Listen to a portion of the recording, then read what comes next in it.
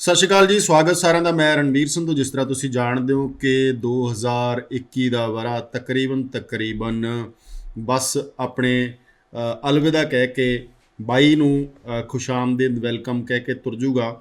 ਇਹ ਖੱਟੀਆਂ ਮਿੱਠੀਆਂ ਕੌੜੀਆਂ ਕੁਝ ਚੰਗੀਆਂ ਬਹੁਤ ਸਾਰੀਆਂ ਯਾਦਾਂ ਨਾਲ ਲੈ ਕੇ ਇਸ ਕਰਕੇ ਆਇਆ ਸੀ ਕਿ ਹਾਲਾਤ ਬੜੇ ਗੰਭੀਰ ਸੀ, ਵਿੱਚ ਬੜੀਆਂ ਉਮੀਦਾਂ ਸੀ 21 ਤੋਂ। ਖੈਰ, ਇਹ ਵੀ ਆਪਣੀਆਂ ਕੁਝ ਛਾਪ ਛੱਡ ਕੇ ਗਿਆ। ਕਈਆਂ ਲਈ ਬੜਾ ਚੰਗਾ ਗੁਜ਼ਰਿਆ ਹੈ, ਕਈਆਂ ਲਈ ਮੁਸੀਬਤ ਦੀ ਘੜੀ ਬਣੀ ਸੀ। ਕਈ ਪਰਿਵਾਰਾਂ 'ਚੋਂ ਮਰੀਜ਼ ਸੀ ਜਿਹੜੇ ਬਤੌਰ ਕਰੋਨਾ ਦੇ, ਉਹ ਵਿਛੜ ਗਏ। ਕਿਸਾਨ ਅੰਦੋਲਨ ਦਾ ਬਹੁਤ ਵੱਡਾ ਅਸਰ ਔਰ ਬਹੁਤ ਸਾਰੀਆਂ ਸ਼ਹੀਦੀਆਂ ਪਾਈਆਂ ਲੋਕਾਂ ਨੇ ਉੱਥੇ। ਬਹੁਤ ਸਾਰੇ ਬੱਚੇ ਖੁਸ਼ ਹੋਏ ਕਿ ਮੈਂ ਹੁਣ ਵਿਦੇਸ਼ ਚਲੇ ਗਿਆ, ਬੜੇ ਦੁਖੀ ਨੇ ਕਿ ਮੇਰਾ ਵੀਜ਼ਾ ਰਿਜੈਕਟ ਹੋ ਗਿਆ। ਜਦੋਂ ਵੀ ਕੋਈ ਵਰ੍ਹਾ ਆਉਂਦਾ ਅਸੀਂ ਉਹਦੀ ਵੈਲਕਮ ਖੁਸ਼ਾਮਦੀਦ ਪੋਜ਼ਿਟਿਵ ਵੇ ਨਾਲ ਕਰਦੇ ਹਾਂ ਕਿ ਅਗਲਾ ਸਾਲ ਸਾਡੇ ਲਈ ਸੁੱਖ ਸ਼ਾਂਤੀ ਵਾਲਾ ਹੋਊਗਾ, ਖੁਸ਼ੀਆਂ ਵਾਲਾ ਹੋਊਗਾ, ਸਾਡੇ ਸੁਪਨੇ ਪੂਰੇ ਹੋਣਗੇ। ਬਿਲਕੁਲ ਜਦੋਂ ਅਸੀਂ ਇਸ ਨੂੰ ਪ੍ਰਵਾਸ ਦੇ ਫਰੇਮ 'ਚ ਢਾਲ ਕੇ ਵੇਖਾਂਗੇ ਤਾਂ ਬੜੀਆਂ ਉਮੀਦਾਂ ਨੇ ਸਾਨੂੰ ਇਸ ਵਕਤ, ਕਿਉਂਕਿ ਥੋੜ੍ਹੀਆਂ ਅਨਾਉਂਸਮੈਂਟਸ ਆਸਟ੍ਰੇਲੀਆ ਵੱਲੋਂ, ਨਿਊਜ਼ੀਲੈਂਡ ਵੱਲੋਂ ਹੋਣੀਆਂ ਸ਼ੁਰੂ ਹੋ ਗਈਆਂ। UK, ਕੈਨੇਡਾ, US ਪਹਿਲਾਂ ਇਸ ਦੌੜ ਦੇ ਵਿੱਚ ਸ਼ਾਮਲ ਸੀ। ਅੱਜ ਅਸੀਂ ਉਹਨਾਂ ਵਿਦਿਆਰਥੀਆਂ ਦੀ ਗੱਲ ਕਰਨ ਜਾ ਰਹੇ ਹਾਂ, ਉਸ ਸ਼ਖਸੀਅਤ ਦੇ ਨਾਲ ਗੱਲ ਕਰਨ ਜਾ ਰਹੇ ਹਾਂ, ਉਸ ਐਕਸਪਰਟ ਨਾਲ ਗੱਲ ਕਰਨ ਜਾ ਰਹੇ ਹਾਂ ਜਿਨ੍ਹਾਂ ਨੇ ਹਰਿਆਣਾ ਔਰ ਪੰਜਾਬ ਦੇ ਬਹੁਤ ਸਾਰੇ ਸੈਂਕੜੇ ਵਿਦਿਆਰਥੀ, ਹਜ਼ਾਰਾਂ ਵਿਦਿਆਰਥੀ UK, Australia, Canada, US, New Zealand, Europe ਭੇਜੇ। ਉਹਨਾਂ ਦੇ ਅਸੀਂ ਜਾਣਾਂਗੇ ਕਿ ਅਗਲੇ 4 ਮਹੀਨੇ ਦਾ ਪਲਾਨ ਕੀ ਹੋਣਾ ਚਾਹੀਦਾ। ਜਨਵਰੀ, ਫਰਵਰੀ, ਮਾਰਚ ਦੇ ਵਿੱਚ ਕਿਹੜੇ ਕੰਟਰੀ ਦੇ ਇਨਟੇਕਸ ਨੇ, ਵਿਦਿਆਰਥੀ ਇੰਸਟੈਂਟ ਕਿਵੇਂ 19 ਵਾਲਾ, 18 ਵਾਲਾ, 20 ਵਾਲਾ, 21 ਦੀ ਅਸੀਂ ਗੱਲ ਨਾ ਕਰਾਂਗੇ, ਉਹਦੇ ਕੋਲ ਬਹੁਤ ਸਾਰੀਆਂ ਆਪਸ਼ਨਸ ਨੇ। ਅਪਲਾਈ ਕਰਕੇ ਕਿਹੜੇ ਕੰਟਰੀ ਦੇ ਵਿੱਚ ਜਾ ਸਕੂਗਾ। ਅਸੀਂ ਸੈਪਟੈਂਬਰ ਦੀ ਲੰਮੀ ਗੱਲ ਨਹੀਂ ਕਰਾਂਗੇ ਕੈਨੇਡਾ ਦੀ, ਉਸ ਤੋਂ ਪਹਿਲਾਂ ਅਸੀਂ ਗੱਲ ਕਰਾਂਗੇ ਜਨਵਰੀ, ਫਰਵਰੀ, ਮਾਰਚ ਤੱਕ ਕਿਹੜੀਆਂ ਆਪਸ਼ਨਸ ਸਟੂਡੈਂਟਸ ਕੋਲ 2022 ਦੇ ਸਟਾਰਟਿੰਗ ਦੇ ਵਿੱਚ ਹੋਣਗੀਆਂ। ਸੋ ਮੇਰੇ ਨਾਲ ਮੁਕੇਸ਼ ਜੀ ਨੇ, ਔਰ ਵਿਸ਼ੇਸ਼ ਤੌਰ 'ਤੇ ਸਾਡੇ ਨਾਲ ਅੰਬਾਲਾ ਤੋਂ ਜਾਂ ਵੱਖ ਇਹਨਾਂ ਦੇ ਪੰਜਾਬ ਦੇ ਆਫਿਸਿਸ ਨੇ, ਹਰਿਆਣਾ ਦੇ ਵਿੱਚ ਆਫਿਸਿਸ ਨੇ, ਸਾਡੇ ਨਾਲ ਅਕਸਰ ਵਿਸ਼ਵਾਸ ਇੰਟਰਨੈਸ਼ਨਲ ਤੋਂ ਜੁੜਦੇ ਨੇ। ਬਹੁਤ ਬਹੁਤ ਸਵਾਗਤ ਤੁਹਾਡਾ ਜੀ। ਸਤਿ ਸ਼੍ਰੀ ਅਕਾਲ ਜੀ, ਥੈਂਕ ਯੂ ਵੈਰੀ ਮਚ। ਸਭ ਤੋਂ ਪਹਿਲਾਂ ਤਾਂ ਜੀ ਤੁਹਾਡੀ ਟੀਮ ਨੂੰ ਨਵੇਂ ਵਰ੍ਹੇ ਦੀਆਂ ਮੁਬਾਰਕਾਂ। ਮੇਰੇ ਖਿਆਲ 2021 ਦਾ ਇਸ ਮੰਚ ਤੇ ਤੁਹਾਡਾ ਆਖਰੀ ਸ਼ੋਅ ਹੈ, ਆਪਾਂ 22 ਦੇ ਵਿੱਚ ਖੁਸ਼ਾਮਦੀਦ ਕਹਾਂਗੇ ਜੀ। ਬਿਲਕੁਲ, ਮੇਰੇ ਵੱਲੋਂ ਤੁਹਾਨੂੰ ਵੀ, ਤੁਹਾਡੀ ਟੀਮ ਨੂੰ ਵੀ ਔਰ ਸਾਰੇ ਦਰਸ਼ਕਾਂ ਨੂੰ ਵੀ ਬਹੁਤ ਸ਼ੁਭਕਾਮਨਾਵਾਂ। ਮੁਕੇਸ਼ ਜੀ, ਜਦੋਂ ਸ਼ੁਰੂਆਤ ਹੋਣੀ ਹੈ 5-10 ਦਿਨਾਂ ਬਾਅਦ ਜਸ਼ਨ ਮੁੱਕਣੇ ਨੇ, ਫਿਰ ਲੋਹੜੀ ਆਉਂਦੀ ਹੈ, ਹਰਿਆਣਾ ਪੰਜਾਬ ਨਾਰਥ ਮਨਾਉਂਦਾ, ਫਿਰ ਥੋੜ੍ਹੀਆਂ ਠੰਡ ਕਹਿੰਦੇ ਨੇ ਕਿ ਬਸੰਤ ਆਉਂਦੀ ਹੈ। ਫਿਰ ਪੰਜਾਬੀ ਦੀ ਕਹਾਵਤ ਹੈ, ਆਈ ਬਸੰਤ ਪਾਲਾ ਉਡੰਤ। ਹੌਲੀ ਠੰਡ ਨੇ ਵੀ ਚਲੇ ਜਾਣਾ ਹੈ, ਔਰ ਡਰ ਜਿਹੜਾ ਹੈ ਕਰੋਨਾ ਦਾ ਉਹ ਵੀ ਚਲੇ ਜਾਊਗਾ ਕਿ ਚਲੋ 2 ਸਾਲ ਬਾਅਦ ਮਾਰਚ 'ਚ 2 ਸਾਲ ਹੋ ਜਾਣੇ ਨੇ।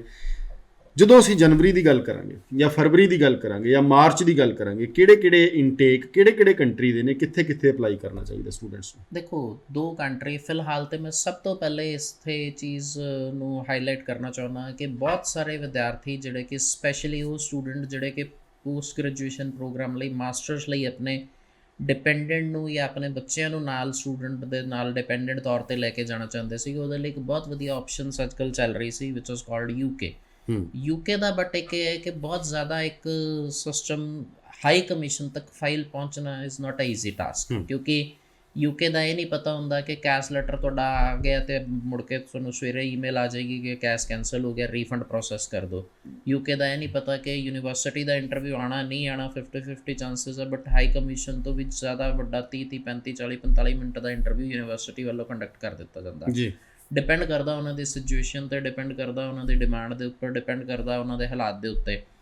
ਇਹਨਾਂ ਸਾਰੀਆਂ ਚੀਜ਼ਾਂ ਦੇ ਚੱਲਦੇ ਬਹੁਤ ਸਾਰੇ ਐਸੇ ਵਿਦਿਆਰਥੀ, ਬਹੁਤ ਸਾਰੇ ਐਸੇ ਸਟੂਡੈਂਟ, ਬਹੁਤ ਸਾਰਾ ਐਸਾ ਬੱਚਾ ਜਿਹੜਾ ਕਿ ਜਨਵਰੀ ਇਨਟੇਕ ਲਈ ਅਪਲਾਈ ਕਰਕੇ ਸੁਪਨਾ ਸੀਗਾ ਉਹਨਾਂ ਦਾ ਕਿ ਜਨਵਰੀ ਦੇ ਵਿੱਚ ਪਹੁੰਚ ਜਾਏਗਾ UK, due to some reasons ਜਿਹੜੇ ਕਿ ਹੁਣੇ ਮੈਂ ਡਿਸਕਸ ਕੀਤੇ ਪਿਛਲੇ 1-2 ਮਿੰਟ ਦੇ ਅੰਦਰ, ਨਹੀਂ ਜਾ ਸਕਿਆ। ਸਭ ਤੋਂ ਪਹਿਲਾਂ ਤਾਂ ਫੈਬਰਰੀ ਔਰ ਮਾਰਚ ਇਨਟੇਕ ਲਈ ਸਟਿਲ ਆਪਸ਼ਨਸ, ਲਿਮਿਟਿਡ ਆਪਸ਼ਨਸ ਹੈ। ਇਹ ਚੀਜ਼ ਮੈਂ ਜ਼ਰੂਰ ਕਹਿਣਾ ਚਾਹਾਂਗਾ ਕਿ limited options are available for those students those are willing to go to UK। ਉਹਨਾਂ ਦਾ ਸਭ ਤੋਂ ਵੱਡਾ ਇੱਕ ਗੱਲ ਇਹ ਹੈ ਕਿ ਜਿਹੜੇ ਕਿ ਸਪੈਸ਼ਲੀ ਖਾਸ ਤੌਰ 'ਤੇ ਜਿਹੜੇ ਪੋਸਟ ਗ੍ਰੈਜੂਏਸ਼ਨ ਲਈ ਜਾਣਾ ਚਾਹੁੰਦੇ ਹੈ, bachelor degree already Haryana, Punjab ਤੋਂ ਜਾਂ ਦਿੱਲੀ ਤੋਂ ਕਿਤੋਂ ਵੀ ਕੀਤੀ ਹੋਈ ਹੈ, ਔਰ ਮਾਸਟਰਸ ਲਈ ਅਪਲਾਈ ਕਰਨਾ ਚਾਹੁੰਦੇ ਹੈ, ਆਇਲਸ ਨਹੀਂ ਕਰਨਾ ਚਾਹੁੰਦੇ ਜਾਂ ਸਕੋਰ ਘੱਟ ਹੈ, ਉਹਨਾਂ ਦਾ ਕ੍ਰੈਡੀਬਿਲਿਟੀ ਇੰਟਰਵਿਊ ਬੇਸ ਦੇ ਉੱਪਰ ਸਾਡੇ ਕੋਲ ਹਾਲੇ ਵੀ ਆਪਸ਼ਨਸ ਅਵੇਲੇਬਲ ਆ। ਔਰ ਇੱਕ ਸਭ ਤੋਂ ਵੱਡੀ ਗੱਲ ਜਿਹੜੀ ਸਪੈਸ਼ਲਿਟੀ ਵਿਸ਼ਵਾਸ ਇੰਟਰਨੈਸ਼ਨਲ ਦੀ ਹੈ, ਇਹ ਚੀਜ਼ ਇਸ ਮੰਚ 'ਤੇ ਮੈਂ ਅਕਸਰ ਬੋਲਣਾ ਕਿ ਅੱਜ ਵੀ ਮੈਂ ਉਹ ਗੱਲ ਆਪਣੀ ਦੁਹਰਾਉਣਾ ਚਾਹੁੰਦਾ ਕਿ ਸਪੋਜ਼ ਸਟੂਡੈਂਟ ਨੂੰ ਆਫਰ ਲੈਟਰ ਮਿਲ ਗਈ ਜੀ, ਔਰ ਫੀਸ ਭਰਨ ਤੋਂ ਬਾਅਦ ਉਹਦਾ ਕਿਸੇ ਵੀ ਰੀਜ਼ਨ ਕਰਕੇ ਕੈਸ਼ ਨਹੀਂ ਆਇਆ, ਵਿਚ ਇਜ਼ ਅ ਨਾਰਮਲ ਥਿੰਗ, ਬੜੀ ਕਾਮਨ ਪ੍ਰੈਕਟਿਸ ਹੈ ਜੇ UK ਦੇ ਹਰ ਸਟੂਡੈਂਟ ਨੂੰ ਵੀ ਇਹ ਚੀਜ਼ ਪਤਾ, ਹਰ ਕੰਸਲਟੈਂਟ ਨੂੰ, ਏਜੰਟ ਨੂੰ ਤਾਂ ਡੈਫੀਨਿਟਲੀ ਪਤਾ ਹੀ ਪਤਾ। ਬੱਚੇ ਦਾ ਕੀ ਹੁੰਦਾ ਹੈ, ਮੋਰ ਦੈਨ 90% ਕੇਸਿਸ ਦੇ ਵਿੱਚ ਫੰਡ ਜਿਹੜੇ ਆ ਮਾਰਕੀਟ 'ਚੋਂ ਅਰੇਂਜ ਕਰਾਏ ਹੁੰਦੇ ਆ, ਫਰੈਂਕਲੀ ਸਪੀਕਿੰਗ। ਭਾਵੇਂ ਉਹ ਏਜੰਟ ਦੇ ਥਰੂ ਕਰਾਏ ਆ, ਤੁਸੀਂ ਕੰਸਲਟੈਂਟ ਦੇ ਥਰੂ ਕਰਾਏ ਆ, ਫਾਈਨੈਂਸਰ ਦੇ ਨਾਲ ਡਾਇਰੈਕਟ ਥਰੂ ਲਿੱਤੇ ਆ, ਆੜਤੀ ਕੋਲੋਂ ਚੁੱਕੇ ਆ, ਰਿਸ਼ਤੇਦਾਰ ਕੋਲੋਂ ਲਿੱਤੇ ਆ। ਔਨ ਪ੍ਰੈਕਟੀਕਲ ਗਰਾਊਂਡ ਕੋਈ 2-4 ਲੱਖ ਰੁਪਏ ਦੀ ਮਦਦ ਵੀ ਵੈਸੇ ਤਾਂ ਨਹੀਂ ਕਰਦਾ, ਬਟ ਕੋਈ ਤੁਹਾਡਾ ਕਲੋਜ਼ ਰਿਲੇਟਿਵ ਹੋਏਗਾ, ਇੰਨੇ ਹੈਲਪ ਕਰ ਦੂਗਾ। ਕਿਉਂਕਿ ਬੱਚੇ ਦਾ ਨਾ ਦੇਖੋ, ਇੱਕ ਮਿਡਲ ਕਲਾਸ ਜਾਂ ਹਾਇਰ ਮਿਡਲ ਕਲਾਸ ਫੈਮਿਲੀ ਤੋਂ ਬੱਚੇ ਦਾ ਜਿਹੜਾ ਸੁਪਨਾ, ਉਹ ਜਾ ਕੇ ਸੈਟਲ ਹੋਣਾ, ਉਹਨੇ ਕੰਮ ਕਰਨਾ, ਉਹਦਾ ਇੱਕ ਬਜਟ ਹੈ। ਉਹਦਾ ਬਜਟ ਬਣ ਕੇ ਚੱਲੋਗੇ 9-10 10.5 ਲੱਖ ਰੁਪਏ ਦਾ ਯੂਨੀਵਰਸਿਟੀ ਦੀ ਫੀਸ, ਹਾਈ ਕਮਿਸ਼ਨ ਦੀ ਫੀਸ, ਇੰਸ਼ੋਰੈਂਸ ਦੇ ਪੈਸੇ, ਮਿਸਲੇਨੀਅਸ, ਕੰਸਲਟੈਂਸੀ ਚਾਰजेस ਕੰਪਨੀ ਦੇ, ਉਹ ਇੱਕ ਉਹਨਾਂ ਇੱਕ ਬਜਟ ਬਣਾਇਆ ਹੁੰਦਾ। ਉਹ ਬਜਟ ਤੋਂ ਬਾਹਰ ਕਦੋਂ ਜਾਂਦਾ, ਜਦੋਂ ਯੂਨੀਵਰਸਿਟੀ ਐਸ ਪਰ ਰਿਕੁਆਇਰਮੈਂਟ ਕਹਿੰਦੀ ਜੀ ਤੁਸੀਂ 19-20 ਲੱਖ ਰੁਪਏ ਦੇ ਫੰਡ ਵੀ ਸ਼ੋ ਕਰੋ ਜੀ। ਹੁਣ ਉਹ 30-32 ਲੱਖ ਰੁਪਇਆ ਵਾਈਟ ਮਨੀ ਸ਼ੋ ਕਰਨਾ is quite difficult for every student, parents ਲਈ। ਮੈਂ ਤਾਂ ਇੱਕ ਵਿਰਾਮ ਲਾਉਂਗਾ ਤੁਹਾਨੂੰ। ਆਪਾਂ ਇੰਡਸਟਰੀ ਦੇ ਵਿੱਚ ਬਹੁਤ ਸਾਰੀਆਂ ਕੰਸਲਟੈਂਸੀ ਦੀ, ਚੰਗੇ ਕੰਸਲਟੈਂਟਸ ਦੀ, ਚੰਗੇ ਕੋਰਸ ਦੀ, ਚੰਗੇ ਪ੍ਰੋਵਿੰਸ ਦੀਆਂ ਗੱਲਾਂ ਕਰਦੇ ਹਾਂ। ਤੁਹਾਨੂੰ ਨਹੀਂ ਲੱਗਦਾ ਕਿ ਅੱਜ ਬੱਚਾ ਇੱਕ ਛੋਟੀ ਜਿਹੀ ਗੱਲੋਂ ਮਾਰ ਖਾ ਜਾਂਦਾ ਕਿ ਜੇ ਉਹਨੇ +1 'ਚ ਹੈ, +2 ਤੋਂ ਬਾਅਦ ਜਾਣਾ, 1 ਸਾਲ ਪਹਿਲਾਂ ਜਾਂ 6 ਮਹੀਨੇ ਪਹਿਲਾਂ ਕੰਸਲਟੈਂਸੀ ਲੈ ਲੇ, ਤਾਂ ਆਪਣੇ ਸਾਰੇ ਫੰਡ, ਸਾਰੇ ਡਾਕੂਮੈਂਟ, ਸਾਰੀਆਂ ਚੀਜ਼ਾਂ ਵੈਲ ਮੇਨਟੇਨ ਕਰ ਸਕਦਾ ਹੈ। ਇਹ ਹੈ ਕਿ ਜਦੋਂ ਅਸੀਂ ਮੌਕੇ 'ਤੇ ਜਾਂਦੇ ਹਾਂ ਤਾਂ ਕੁਝ ਵੀ ਸਾਡੇ ਹੱਥ 'ਚ ਨਹੀਂ ਹੁੰਦਾ, ਤਾਂ ਸਾਨੂੰ ਇਸ ਤਰ੍ਹਾਂ ਦੇ ਕੰਮ ਕਰਨੇ ਪੈਂਦੇ। ਐਕਚੁਅਲੀ ਪਤਾ ਕੀ ਹੈ ਰਣਬੀਰ ਭਾਜੀ, ਹੁੰਦਾ ਕੀ ਹੈ, ਹੁਣ ਜਿਹੜਾ ਇਹ ਆਪਣਾ ਜਿਹੜਾ ਸ਼ੋਅ ਚੱਲ ਰਿਹਾ ਜਾਂ ਐਡਵਰਟੀਜ਼ਮੈਂਟ ਚੱਲ ਰਹੀ ਹੈ, ਇਹ ਹਿਊਮਨ ਨੇਚਰ ਹੈ। ਜੇਕਰ ਮੈਂ ਦੀਵਾਲੀ 'ਤੇ ਕਾਰ ਲੈਣੀ ਹੈ ਤਾਂ ਮੈਂ ਦੀਵਾਲੀ ਤੋਂ 4 ਦਿਨ ਪਹਿਲਾਂ, ਜਾਂ ਕੋਈ ਹੁਣ ਮੈਂ ਨਵੇਂ ਸਾਲ 'ਤੇ ਲੋਕਾਂ ਨੇ ਨਵੀਂ ਗੱਡੀ ਖਰੀਦਣੀ ਹੈ ਜਾਂ ਕੁਝ ਸਪੈਸ਼ਲ ਆਫਰ ਲੱਗਣਗੀਆਂ, ਤੇ ਉਹ ਹਫ਼ਤਾ 10 ਦਿਨ ਪਹਿਲਾਂ ਪ੍ਰੈਕਟਿਸ ਸ਼ੁਰੂ ਕਰਦਾ ਜੀ। ਇਹ ਤੁਹਾਡੀ ਗੱਲ ਬਹੁਤ ਸਿਆਣੀ ਹੈ, ਬਟ ਅਨਫੋਰਚੂਨੇਟਲੀ ਇਸ ਗੱਲ 'ਤੇ ਅਗਰ ਬੱਚਾ ਅਮਲ ਕਰੇ, ਪੇਰੈਂਟਸ ਅਮਲ ਕਰਨ, 12ਵੀਂ ਦੇ ਜਦੋਂ ਪੇਪਰ ਦਿੱਤੇ ਆ, ਆਇਲਸ ਪਲਾਨ ਕੀਤੀ ਹੋਵੇ ਜਾਂ ਕਰ ਲਏ, ਫੰਡਿੰਗ ਹੈ, ਇਨਕਮ ਪ੍ਰੂਫ ਹੈ। ਹੁਣ ਫੋਰ ਐਗਜ਼ਾਮਪਲ ਬਹੁਤ ਸਾਰੇ ਸਟੂਡੈਂਟ ਇੱਦਾਂ ਦੇ ਆ ਜਿਨ੍ਹਾਂ ਨੇ ਆਸਟ੍ਰੇਲੀਆ ਅਪਲਾਈ ਕਰਨਾ, ਉਹਨਾਂ ਨੂੰ ਦੀ ਮੈਂ ਵਿੱਚੋਂ ਇਸੇ ਗੱਲ 'ਤੇ ਇੱਕ ਗੱਲ ਕਰਨਾ ਕਿ ਵੀ 31 ਮਾਰਚ ਆਉਣ ਵਾਲੀ ਹੈ, which will be the end of financial year. ਉਸ ਤੋਂ ਪਹਿਲਾਂ ਤੁਹਾਨੂੰ ਮੈਂ ਐਡਵਾਈਸ ਕਰਦਾ ਕਿ ਆਪਣੀ ਇੱਕ ਰਿਟਰਨ ਜਿਹੜੀ ਹੈ ਭਰ ਦਿਓ, ਤਾਂ ਕਿ ਜਦੋਂ ਤੁਸੀਂ ਮੇਨ ਇਨਟੇਕ ਲਈ ਅਪਲਾਈ ਕਰਨਾ, ਐਟਲੀਸਟ ਤੁਹਾਡੇ ਕੋਲ 2 ਰਿਟਰਨ ਤੁਹਾਡੇ ਕੋਲ ਹੋਣੀ ਹੈ। ਅਤੇ ਉਹ ਚੀਜ਼ਾਂ ਪ੍ਰੈਕਟੀਕਲੀ, ਬਟ ਮੈਂ ਜਿਹੜੀ ਗੱਲ ਕਰ ਰਿਹਾ ਸੀਗਾ ਕਿ ਫੈਬਰਰੀ ਮਾਰਚ ਇਨਟੇਕ ਲਈ ਵਿਦਾਊਟ ਆਇਲਸ ਗੈਪ ਐਕਸੈਪਟੇਬਲ ਹੈ। ਤੁਸੀਂ ਪੇਮੈਂਟ ਆਫਟਰ ਵੀਜ਼ਾ ਦੇਣਾ ਚਾਹੁੰਦੇ ਹੋ ਜਾਂ ਸਟੈਪ ਬਾਈ ਸਟੈਪ ਕਰਨਾ ਚਾਹੁੰਦੇ ਹੋ, ਦੋਨੋਂ ਪ੍ਰੋਸੀਜਰ ਅਡੋਪਟ ਕਰ ਸਕਦੇ ਹੋ ਤੁਸੀਂ। Options are available with us. UK ਤੁਸੀਂ ਫੈਬਰਰੀ ਮਾਰਚ ਕਰ ਸਕਦੇ ਹੋ। ਉਸ ਤੋਂ ਬਾਅਦ ਗੱਲ ਕਰਦੇ ਹਾਂ ਆਪਾਂ ਮੇ ਇਨਟੇਕ ਜਾਂ ਅਪ੍ਰੈਲ ਇਨਟੇਕ। ਜਿਹੜੇ ਆਸਟ੍ਰੇਲੀਆ ਦੀ ਗੱਲ ਕਰੀਏ, ਆਸਟ੍ਰੇਲੀਆ ਦੇ ਅਸੈਸਮੈਂਟ ਲੈਵਲ 1 ਦੇ ਕਾਲਜ ਯੂਨੀਵਰਸਿਟੀਜ਼ ਦੇ ਕੋਲ ਮਲਟੀਪਲ ਇਨਟੇਕ ਹੈ, ਉਹ ਵੀ ਤੁਸੀਂ ਫੈਬਰਰੀ ਮਾਰਚ ਕਰ ਸਕਦੇ ਹੋ। ਔਰ ਬਹੁਤ ਹਾਰ ਦਾ preferable destination of Punjabi students. ਤਾਂ ਦੋਨੋਂ ਵਧੀਆ ਕੰਟਰੀ ਹੈ। ਆਸਟ੍ਰੇਲੀਆ ਹੁਣੇ ਰੀਸੈਂਟਲੀ ਓਪਨ ਹੋਇਆ, ਬਾਰਡਰ ਖੁੱਲ੍ਹ ਗਏ ਹੈ। ਜਿਹੜੇ ਪੁਰਾਣੇ ਬੱਚਿਆਂ ਦੇ ਵੀਜ਼ੇ ਆਏ ਸੀ, ਉਹ 90% ਬੱਚਾ ਪਹੁੰਚ ਚੁੱਕਿਆ ਹੈ। 5-10% ਬੱਚੇ ਨੇ ਫਲਾਈਟਸ ਲਿੱਤੀਆਂ ਹੋਈਆਂ ਆਪਣੇ, ਉਹ ਵੀ 5-7-10 ਦਿਨਾਂ ਤੱਕ ਉੱਥੇ ਸੁੱਖ ਸ਼ਾਂਤੀ ਨਾਲ ਪਹੁੰਚ ਜਾਣਗੇ, ਵਾਹਿਗੁਰੂ ਕਰਨਗੇ ਤਾਂ। ਬਾਕੀ ਇਹ 2 ਕੰਟਰੀ ਹੈ ਜਿਨ੍ਹਾਂ ਦੇ ਲਈ ਤੁਸੀਂ ਇੰਸਟੈਂਟ ਹਾਲੇ ਅਪਲਾਈ ਕਰ ਸਕਦੇ ਹੋ, ਔਰ ਦੋਨੋਂ ਦੇ ਦੋਨੋਂ ਕੰਟਰੀ ਵਧੀਆ। ਦੋਨੋਂ ਕੰਟਰੀ ਦੇ ਨਾਲ ਤੁਸੀਂ ਡਿਪੈਂਡੈਂਟ ਨੂੰ ਨਾਲ ਲੈ ਕੇ ਜਾ ਸਕਦੇ ਹੋ। ਦੋਨਾਂ ਦਾ ਸਕਸੈਸ ਰੇਟ ਅੱਛਾ ਹੈ, ਔਰ ਦੋਨੋਂ ਜਿਹੜੀ ਹੈ ਇੱਕ ਬਹੁਤ ਪਸੰਦੀਦਾ ਜਿਹੜਾ ਚੋਇਸ ਹੈ ਪੰਜਾਬੀਜ਼ ਦਾ ਰਹਿੰਦਾ ਜੀ। ਅੱਛਾ, ਆਪਾਂ ਗੱਲ ਕਰ ਰਹੇ ਹਾਂ UK ਦੀ, ਅਤੇ UK ਤੋਂ ਬਾਅਦ ਜਦੋਂ ਵਾਰੀ ਆਉਂਦੀ ਹੈ, ਕਿਉਂਕਿ ਕੈਨੇਡਾ ਵਿਦਿਆਰਥੀਆਂ ਲਈ ਇੱਕ ਮੁਸੀਬਤ ਇਹ ਬਣੀ ਹੋਈ ਕਿ ਐਪਲੀਕੇਸ਼ਨ ਬਹੁਤ ਸਾਰੀਆਂ ਸਟਕ ਹੋਈਆਂ ਔਰ ਸ਼ੁਰੂ ਤੋਂ ਖੁੱਲ੍ਹੀਆਂ। ਜਿਹਨੇ ਜਾਣਾ ਸੀ ਜਾਂ ਜਿਹਨੇ ਅੱਗੇ ਫਿਊਚਰ 'ਚ ਤਿਆਰੀ ਕਰਨੀ ਹੈ, ਉਹਨਾਂ ਵਾਸਤੇ ਇਹ ਖੁੱਲ੍ਹਾ ਹੀ ਸੀ। ਪਰ ਜਦੋਂ ਅਸੀਂ ਗੱਲ ਕਰਦੇ ਹਾਂ ਕਿ ਬੜੀ ਇੰਤਜ਼ਾਰ, ਪੌਣੇ 2 ਸਾਲ ਕਿ ਮੈਂ ਤਾਂ ਆਸਟ੍ਰੇਲੀਆ ਹੀ ਜਾਣਾ ਜੀ, ਜਦੋਂ ਖੁੱਲ੍ਹੂਗਾ ਉਦੋਂ ਜਾਊਂਗਾ, ਫਲਾਈਟਾਂ ਅਨਾਊਂਸ ਹੋ ਜਾਂਦੀਆਂ, ਐਪਲੀਕੇਸ਼ਨ ਲੈਣੀਆਂ ਸ਼ੁਰੂ ਹੋ ਜਾਂਦੀਆਂ। ਸ਼ੁਰੂਆਤ ਇਨਟੇਕ ਤੋਂ ਕਰਾਂਗੇ। ਕਿਹੜਾ ਇਨਟੇਕ ਹੈਗਾ, +2 ਲਈ ਕੀ ਆਪਸ਼ਨਸ ਹੈ, ਗ੍ਰੈਜੂਏਸ਼ਨ ਲਈ ਕੀ ਆਪਸ਼ਨਸ ਹੈਗੀਆਂ, ਔਰ ਕੀ ਪਹਿਲਾਂ ਦੀ ਤਰ੍ਹਾਂ ਹੀ ਰੂਟੀਨ ਵਾਲੀਆਂ ਐਪਲੀਕੇਸ਼ਨ ਲੱਗ ਕੇ ਵੀਜ਼ੇ ਮਿਲਣਗੇ ਜਾਂ ਡਿਊ ਟੂ ਕੋਵਿਡ ਕੁਝ ਚੇਂਜਸ ਪਲਾਨ ਹੈ? ਦੇਖੋ, ਸਭ ਤੋਂ ਪਹਿਲਾਂ ਤਾਂ ਜਿਹੜੀ ਗੱਲ ਹੁਣੇ ਤੁਸੀਂ ਕੀਤੀ, ਉਹੀ ਗੱਲ ਆਪਾਂ ਅੱਜ ਤੋਂ 2-3 ਮਹੀਨੇ ਪਹਿਲੇ ਤੋਂ, ਜਾਂ ਉਸ ਤੋਂ ਵੀ 2-3 ਮਹੀਨੇ ਪਹਿਲੇ ਡਿਊਰਿੰਗ ਕੋਵਿਡ ਪੀਰੀਅਡ, ਜਦੋਂ ਬਾਰਡਰ ਕਲੋਜ਼ ਸੀਗੇ ਆਸਟ੍ਰੇਲੀਆ ਦੇ, ਅਸੀਂ ਇਸ ਮੰਚ ਦੇ ਥਰੂ ਲੋਕਾਂ ਨੂੰ ਬਹੁਤ ਮੈਸੇਜ ਕਨਵੇ ਕੀਤਾ ਕਿ ਆਪ ਦੇ ਵੀਜ਼ਾ ਅਪਲਾਈ ਕਰ ਦਿਓ। ਕਿਉਂਕਿ ਉਹ ਸਟੂਡੈਂਟ ਜਿਹੜਾ ਖਾਸ ਤੌਰ 'ਤੇ 19 ਪਾਸ ਆਊਟ ਸੀਗਾ, ਅੱਜ ਬਾਰਡਰ ਖੁੱਲ੍ਹਣ ਤੋਂ ਬਾਅਦ ਆਸਟ੍ਰੇਲੀਆ ਲਈ ਉਹਨੇ ਆਪਣੀ ਫਾਈਲ ਹੋਲਡ ਕੀਤੀ ਹੋਈ ਸੀ। ਕੈਨੇਡਾ ਨਹੀਂ ਗਿਆ, UK ਨਹੀਂ ਗਿਆ, ਯੂਰਪ ਨਹੀਂ ਗਿਆ, ਬਾਰਡਰਸ ਵਰ ਓਪਨਡ, ਬਟ ਹੁਣ ਉਹ ਆਸਟ੍ਰੇਲੀਆ ਲਈ ਐਲੀਜੀਬਲ ਨਹੀਂ ਹੈ ਕਿਉਂਕਿ 19 ਪਾਸ ਆਊਟ ਨੂੰ ਉਹਨਾਂ। ਤੁਸੀਂ ਗੱਲ ਕਰ ਰਹੇ ਹੋ ਮੁਕੇਸ਼ ਜੀ, ਬਿਲਕੁਲ ਵਾਪਰ ਰਿਹਾ।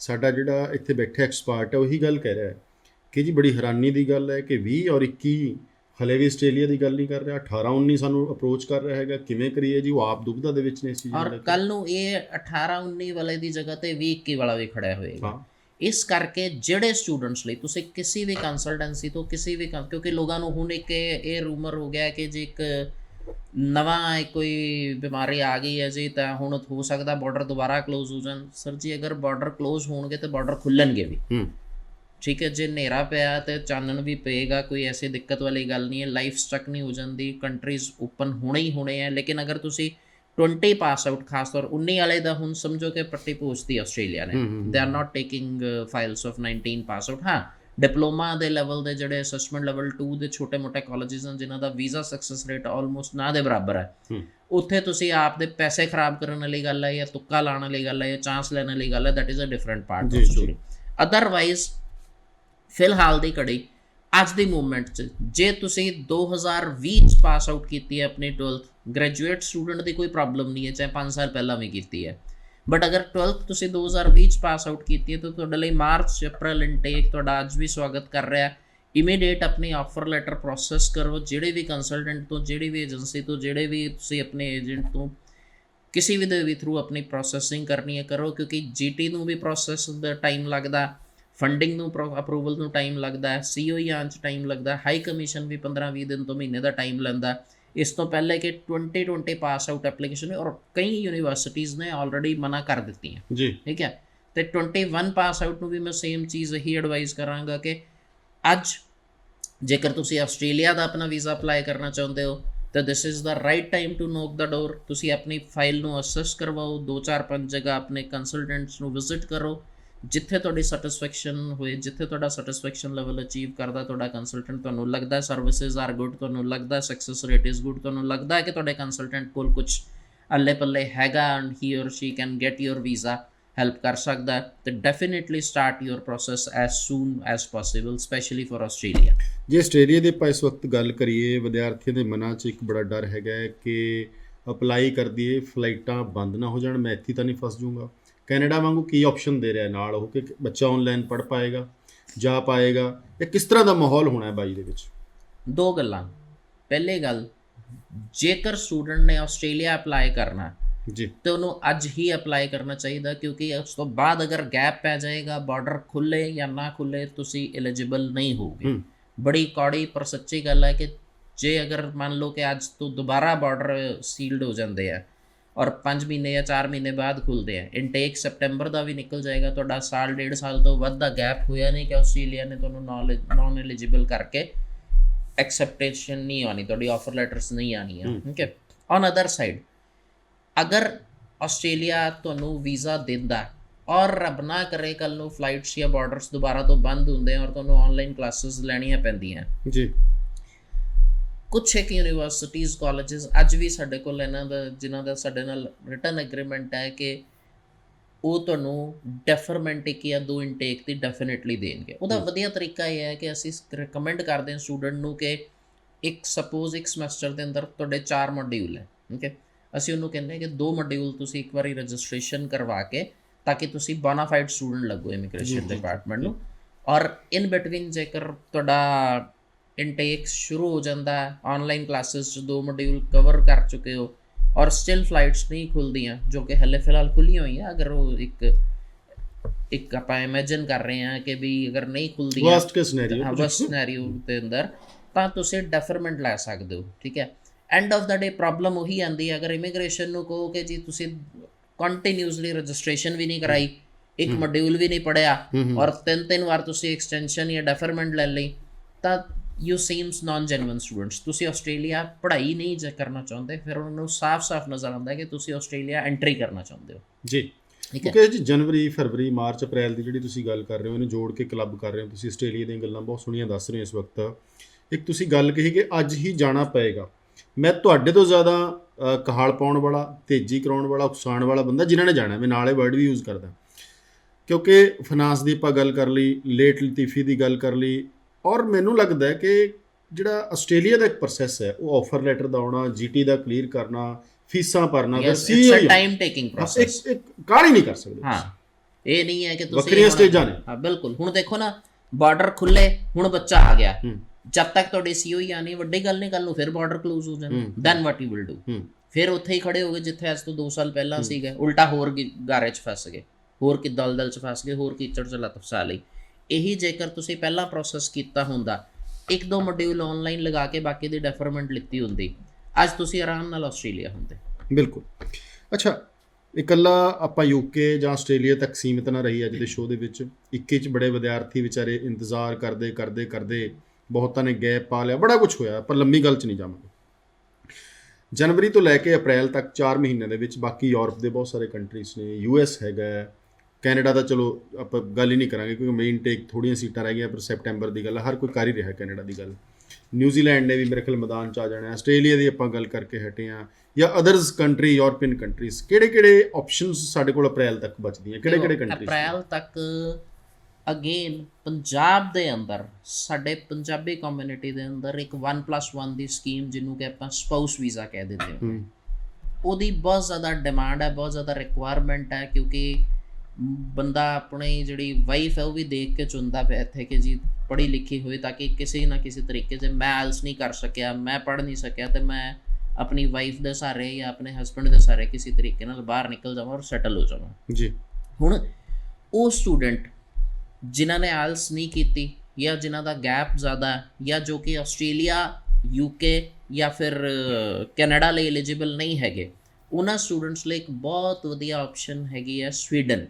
ਸਵੀਡਨ ਦੇ ਅੰਦਰ ਸਭ ਤੋਂ ਜਿਹੜਾ ਉਹਦਾ ਐਡਵਾਂਟੇਜ ਹੈ ਉਹ ਇਹ ਹੈ, ਸਕਸੈਸ ਰੇਟ ਬਹੁਤ ਅੱਛਾ ਹੈ, ਪਲੱਸ ਟੈਕਨੀਕਲ ਬੈਕਗਰਾਊਂਡ ਦੇ ਸਟੂਡੈਂਟਸ ਨੂੰ ਆਇਲਸ ਕਰਨ ਦੀ ਲੋੜ ਨਹੀਂ, plus there will be a normal interview conduct by the high commission. And apart from all these things, ਜਿਹੜਾ ਸਭ ਤੋਂ ਵੱਡਾ ਪਲੱਸ ਪੁਆਇੰਟ ਐਡਵਾਂਟੇਜ ਹੈ ਉਹ ਇਹ ਹੈ ਕਿ ਡਿਪੈਂਡੈਂਟ ਦੇ ਨਾਲ ਨਾਲ ਸਟੂਡੈਂਟ ਨੂੰ ਵੀ 24 ਘੰਟੇ ਕੰਮ ਕਰਨ ਦੀ ਪਰਮਿਸ਼ਨ ਹੁੰਦੀ ਹੈ, ਮਤਲਬ ਆਪਣੀ ਕਲਾਸਿਸ ਲਗਾਉਣ ਤੋਂ ਇਲਾਵਾ। ਇਹ ਕਦੋਂ ਘੰਟੇ? ਇਹਦਾ ਇਹ ਚੀਜ਼ ਇੱਕ ਬਹੁਤ ਵਧੀਆ ਪੁਆਇੰਟ ਤੁਸੀਂ ਦੱਸਿਆ। Basically it's a lengthy procedure. ਇਹਦੀ ਜਿਹੜੀ ਐਪਲੀਕੇਸ਼ਨ ਸਬਮਿਟ ਕਰਨ ਦਾ ਲਾਸਟ ਡੇਟ ਹੈ ਉਹ 15th of January ਹੈ। ਅੱਛਾ, 15 ਜਨਵਰੀ ਹੈ। ਜਿਨ੍ਹਾਂ ਨੇ ਜਾਣਾ ਅੱਜ ਹੀ ਆਪਣੀ ਤਿਆਰੀ ਕਰਨੀ, ਉਹਨਾਂ ਨੂੰ ਹੁਣੇ ਹੀ ਆਪਣੀ ਤਿਆਰੀ ਕਰਨੀ ਪੈਣੀ ਹੈ, ਹੁਣੇ ਕੰਸਲਟ। ਸ਼ਰਤਾਂ ਦੱਸੋਗੇ ਥੋੜ੍ਹੀਆਂ ਕਿਵੇਂ ਕਿਹਨਾਂ ਦੀ ਐਪਲੀਕੇਸ਼ਨ ਪਏਗੀ? ਬਿਲਕੁਲ, ਜੇਕਰ ਤੁਸੀਂ ਕੋਈ ਟੈਕਨੀਕਲ ਬੈਕਗਰਾਊਂਡ ਤੋਂ ਲਾਈਕ ਕੰਪਿਊਟਰਸ ਇੰਜੀਨੀਅਰਿੰਗ ਹੈ, BTech ਕੀਤੀ ਹੈ, BCA ਕੀਤੀ ਹੈ, 4 ਸਾਲ ਦੀ ਡਿਗਰੀ ਹੈ, ਉਹਨਾਂ ਸਟੂਡੈਂਟਸ ਨੂੰ ਆਇਲਸ ਕਰਨ ਦੀ ਲੋੜ ਨਹੀਂ। ਅਦਰਵਾਈਜ਼ ਤੁਹਾਨੂੰ 6 ਔਰ 6.5 ਕੋਰਸ ਟੂ ਕੋਰਸ ਵੈਰੀ ਕਰਦੇ ਚੀਜ਼ਾਂ ਉਹ ਚਾਹੀਦੇ ਆ। ਆਫਰ ਲੈਟਰ ਸਬਮਿਟ ਕਰਨ ਦੀ, ਪੰਚ ਕਰਨ ਦੀ ਐਪਲੀਕੇਸ਼ਨ ਦੀ, ਜਿਸ ਤਰ੍ਹਾਂ ਕਿ ਮੈਂ ਹੁਣੇ ਦੱਸਿਆ ਕਿ 15th of January last date ਹੈ। ਉਸ ਤੋਂ ਪਹਿਲਾਂ ਕਰਨੀ ਜ਼ਰੂਰੀ ਹੈ, ਕਿਉਂਕਿ ਕਈ ਵਾਰੀ ਕੋਈ ਰਿਕੁਆਇਰਮੈਂਟ ਆ ਜਾਂਦੀ ਹੈ, ਐਸਾ ਨਾ ਹੋਏ ਲਾਸਟ ਮੂਮੈਂਟ 'ਤੇ ਤੁਸੀਂ ਆਓ, ਹਲੇ ਜਨਵਰੀ ਸਟਾਰਟ ਨਹੀਂ ਹੋਇਆ, 2 ਵੀਕ ਦਾ ਟਾਈਮ ਮੋਰ ਦੈਨ ਸਫੀਸ਼ੀਐਂਟ ਹੁੰਦਾ ਟੂ ਟੇਕ ਦਾ ਡਿਸੀਜ਼ਨ ਔਰ ਸਟਾਰਟ ਦਾ ਪ੍ਰੋਸੈਸ। ਤੀਸਰੀ ਚੀਜ਼, ਆਫਰ ਲੈਟਰ ਦਾ ਜਿਹੜਾ ਪ੍ਰੋਸੈਸਿੰਗ ਟਾਈਮ ਹੈ ਉਹ ਘੱਟੋ ਘੱਟ 2 ਤੋਂ 3 ਮਹੀਨੇ ਦਾ ਪ੍ਰੋਸੈਸਿੰਗ ਟਾਈਮ ਹੈ।